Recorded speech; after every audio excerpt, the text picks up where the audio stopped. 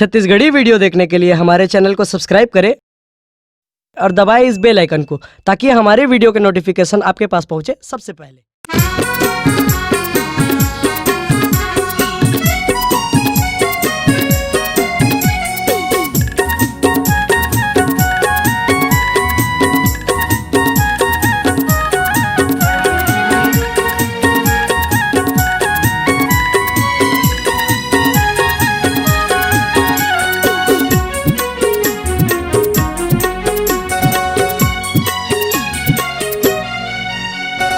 खरसिया शहर के beauty parlour माँ, खरसिया शहर के ब्यूटी पार्लर माँ, आवे मोर पहचान हो। तोला मिले के मन करही तयाबे मोर गाँव हो। तोला मिले के मन करही तयाबे मोर गाँव हो।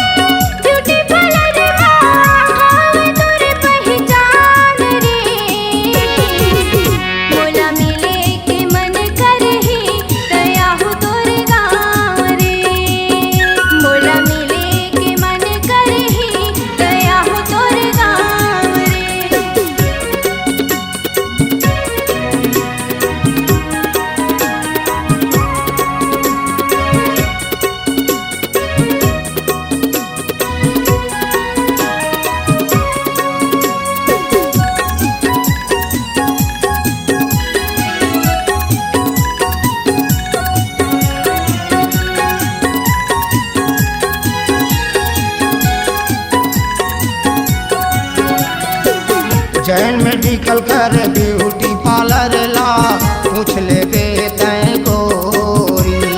शहर बगल में तालाब हवे वो आगू माँ घर मोरी।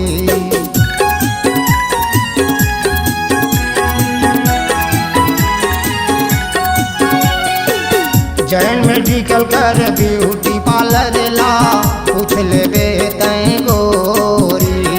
शहर बगल में तालाब हवे वो आगू माँ घर मोरी। मौहा पाली के बहर होइया, मौहा पाली के महर होइया, पहाड़ तीर मोर गाँव वो। तोल मिले के मन करही तयाबे मोर गाँव वो। तोल मिले के मन करही तयाबे मोर गाँव वो।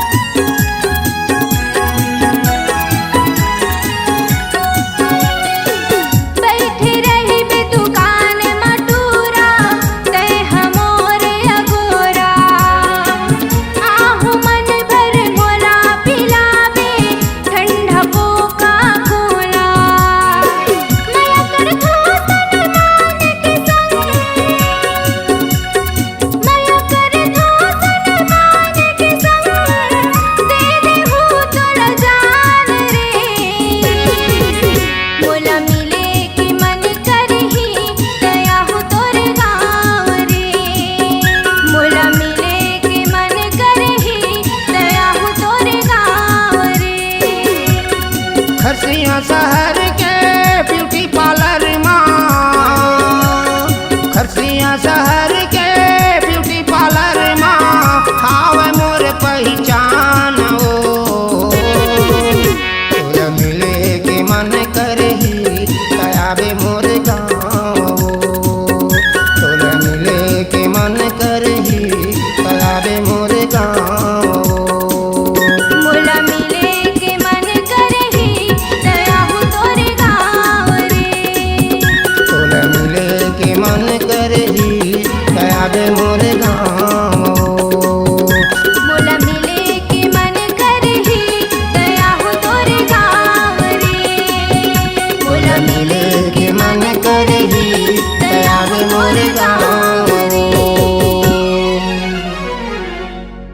अगर आप अपनी आवाज को एक नया आयाम देना चाहते हैं तो चले आइए मल्टी ट्रैक डिजिटल रिकॉर्डिंग के लिए संपर्क करें HK म्यूजिक कंपनी, कोटा डबरी, चांपा, छत्तीसगढ़। मोबाइल नंबर है 9329238487 और 8085380339।